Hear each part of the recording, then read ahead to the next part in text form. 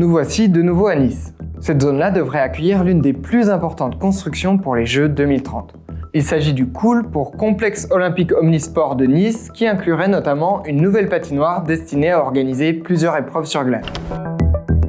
C'est la méga structure qui est vraiment prévue. Alors, il paraît que ça s'appelle le COOL, mais c'est pas très cool comme projet. Au départ, le maire de Nice avait annoncé une patinoire pour 20 millions d'euros, qui ne devrait rien coûter aux Niçois. On est passé à une patinoire qui est prévue à 148 millions, plus 37 millions pour les aléas.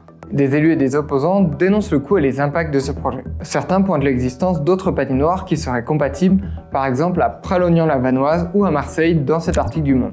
Sauf que les organisateurs ont décidé qu'ils devaient répartir les travaux entre le nord et le sud. Parce que faut pas oublier aussi qu'une grosse partie de ce financement, c'est un financement de l'État qui permet d'avoir un apport extérieur et que ce soit pas les régions organisatrices qui règlent l'intégralité de la facture. Ces jeux sont conçus et pensés pour laisser un héritage tangible aux populations. Peut-être que ça va être utilisé, mais à quel prix ? Ça sera des coûts de fonctionnement qui vont être phénoménaux. Le site des Jeux indique qu'elle devrait permettre de répondre aux besoins des clubs locaux. Par ailleurs, selon les organisateurs, elle aura un usage polyvalent pour des décennies.